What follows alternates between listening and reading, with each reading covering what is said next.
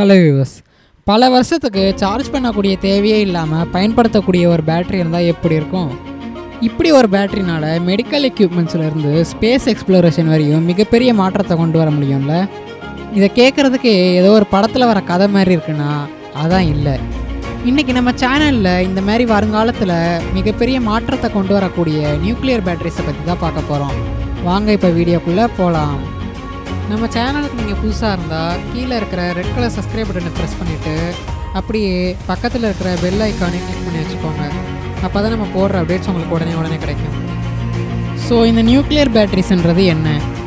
நம்ம வழக்கமாக யூஸ் பண்ணுற பேட்டரிஸ் எப்படி எனர்ஜியை கெமிக்கலில் ஸ்டோர் பண்ணி வச்சுருக்கோ அதுமாரி இல்லாமல் இந்த நியூக்ளியர் பேட்டரிஸ் அல்லது radio isotope thermo electric generators அப்படின்னு சொல்லப்படுற ஆர்டிஜிஎஸ் எலக்ட்ரிசிட்டியை அதில் இருக்கிற ரேடியோ ஆக்டிவ் மெட்டீரியல்ஸ் டீகே ஆகும்போது வெளிப்படுற ஹீட் மூலியமாக தயாரிக்குது. இது நம்ம வழக்கமாக பயன்படுத்துகிற AA பேட்ரி மாரி இல்லாமல் கிட்டத்தட்ட ஒரு காயினோட சைஸை கொண்டு மிகவும் காம்பேக்டாக இருக்கிறதோட இந்த நியூக்ளியர் பேட்டரிஸ் அதில் இருக்கிற புளூட்டோனியம் அல்லது கார்பன் 14 போன்ற ஐசோடோப்ஸ் மிகவும் சீரான நிலையில் டீகே ஆகிறது மூலியமாக கிட்டத்தட்ட 50லேருந்து 100 வருஷம் வரையும் அதை சார்ஜ் பண்ணாமல் யூஸ் பண்ணலான்ற மாதிரி சொல்கிறாங்க. நியூக்ளியர் பேட்டரிஸ்ன்றது நம்மளில் சில பேருக்கு ஒரு புது கான்செப்டாக இருந்தாலும் இது கடந்த 1950ஆம் ஆண்டு ஸ்பேஸ் எக்ஸ்ப்ளோரேஷனில் பயன்படுத்துகிற சேட்டலைட் மற்றும் ரோவர் போன்ற டிவைஸ்லையும் அது மாத்திரம் இல்லாமல் மெடிக்கல் ஃபீல்டில் பயன்படுத்துகிற கார்டியாக் பேஸ்மேக்கர் போன்ற டிவைஸ்லையும் பயன்படுத்தப்பட்டிருக்கு. ஆனால் சமீப ஆண்டுகளில் பீட்டா வோல்ட்னு சொல்லப்படுற சைனாவை சேர்ந்த ஒரு ஸ்டார்ட் அப் கம்பெனி அவங்களோட நெக்ஸ்ட் ஜென்ரேஷன் நியூக்ளியர் பேட்டரியை உருவாக்க ஆரம்பிச்சிருக்காங்க. இவங்க பயன்படுத்துகிற டெக்னாலஜி நிக்கில் 63ன்னு சொல்லப்படுற பாதுகாப்பான மற்றும் நீண்ட ஆயுளை கொண்ட ரேடியோ ஐசோடோப்பை மையமாக கொண்டு இருக்குது. இந்த பீட்டா வோல்ட் கம்பெனி என்ன சொல்கிறாங்கன்னா, இந்த நிக்கில் 63ன்னு சொல்லப்படுற ரேடியோ ஐசோடோப்பை அட்வான்ஸ் செமிகண்டக்டர் மெட்டீரியலோட இணைக்கிறது மூலயமா அவங்களோட பேட்டரிஸ்னால் பீட்டா டீகேவை சுலபமாக எலக்ட்ரிசிட்டியாக மாற்ற முடியும்னு சொல்கிறாங்க. ஆனால் இதுக்கு முன்னாடி உருவாக்கப்பட்டிருக்க நியூக்ளியர் பேட்டரிஸ் எல்லாம் அதுலேருந்து வெளியேறின ஹீட்டை தான் எலக்ட்ரிசிட்டியாக மாற்றிருக்கு. இந்த ஒரு காரணத்தினால இந்த பேட்டரிஸ்னால் எந்த ஒரு பிரச்சனையுமே இல்லாமல் கிட்டத்தட்ட 100 வருஷம் மெடிக்கல் டிவைஸ்லேருந்து ஸ்பேஸ் எக்ஸ்ப்ளோரேஷன் வரையும் பயன்படுத்தப்பட்டிருக்கு. சரி, இந்த பீட்டா வோல்ட்டோட பேட்டரி எப்படி வேலை செய்யுதுன்னு பார்ப்போம்.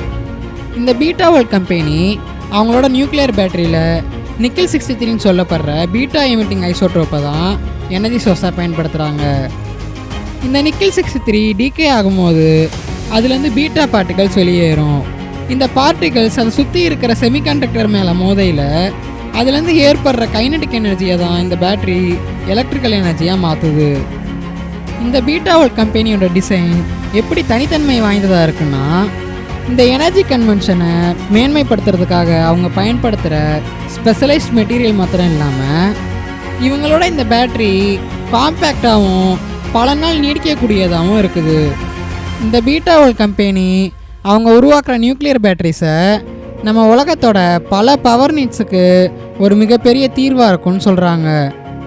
உதாரணத்துக்கு மெடிக்கல் ஃபீல்டில் பேஷண்ட்ஸோட பாதுகாப்பை மேம்படுத்துறதுக்கு பேட்டரி ரீப்ளேஸ்மெண்ட் தேவைப்படாத பேஸ்மேக்கர்ஸ் மற்றும் டீப் ஸ்பேஸ் எக்ஸ்ப்ளோரேஷனில் பயன்படுத்துகிற சேட்டலைட்ஸ் போன்ற டிவைஸில் இந்த பேட்டரி மிகவும் உதவியாக இருக்குன்னு சொல்லி அவங்க சொல்கிறாங்க. இந்த நியூக்ளியர் பேட்டரிஸோட நன்மைகள்லாம் என்னன்னு பார்த்தோம்னா, இந்த பேட்டரிஸ்க்கு நீண்ட ஆயுள் காலம் இருக்கிறதுனால அடிக்கடி பேட்டரிஸ் மாத்திர தேவை குறையுது. இந்த ஒரு காரணத்தினாலேயே நம்மளோட சுற்றுச்சூழலை மேன்மைப்படுத்த முடியும்னு சொல்கிறாங்க.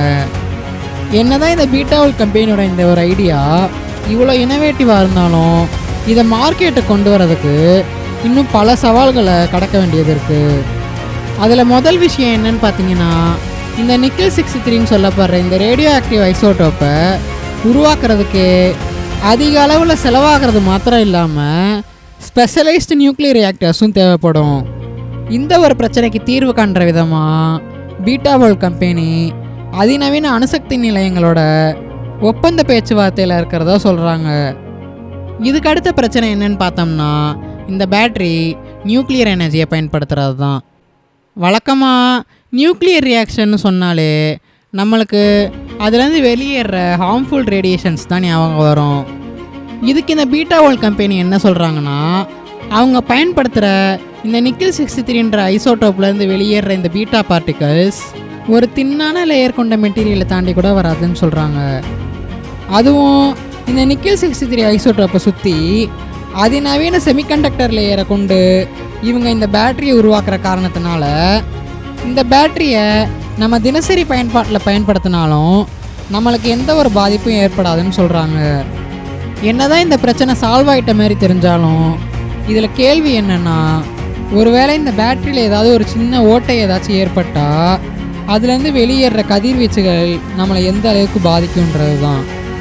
கடைசி பிரச்சனை என்னன்னு பார்த்தோன்னா, இதை பெரிய அளவில் மேனுஃபேக்சர் பண்ணுறது தான். இப்போதைக்கு இந்த பீட்டா வேர்ல்ட் கம்பெனி அவங்களோட நியூக்ளியர் பேட்டரிஸை மருத்துவத்துறையையும் விண்வெளித்துறையையும் மையமாக கொண்டு தான் உருவாக்க திட்டமிட்டிருக்காங்க. ஆனால் நம்ம இதை தினசரி பயன்பாட்டில் கொண்டு வரணும்னு நினச்சோம்னா, அதாவது மொபைல் ஃபோன், எலக்ட்ரிக் கார் போன்றவற்றில் இந்த பேட்டரியை பயன்படுத்தணும்னு நினைக்கையில் நம்ம இந்த பேட்டரிஸை குறைஞ்ச செலவில் அதிக அளவில் உற்பத்தி பண்ண வேண்டியது இருக்கும். ஆனால் இதில் பிரச்சனையே இந்த பேட்டரியை உற்பத்தி செய்கிறதுல ஆகிற செலவு தான். இந்த பீட்டா வேர்ல்ட் கம்பெனியோட இந்த நியூக்ளியர் பேட்டரிஸ் கிட்டத்தட்ட ஒரு காயினோட சைஸில் தான் இருக்குது.